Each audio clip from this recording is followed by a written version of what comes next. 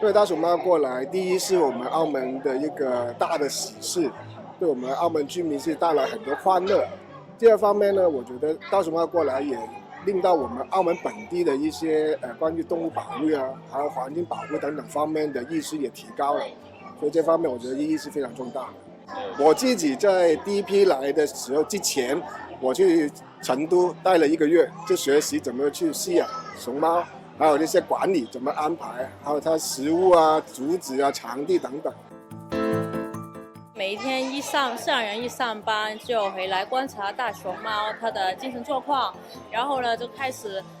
帮它的活动场准备竹子水，就是准备一下它出场前的工作，检查一些那个设施。我们跟四川成都大熊猫繁育研究基地一直都有合作。那我们无论是去他们那边学习，还是他们的专家来到澳门跟我们培训，我们一直保持着这个长久的培训跟合作的关系的。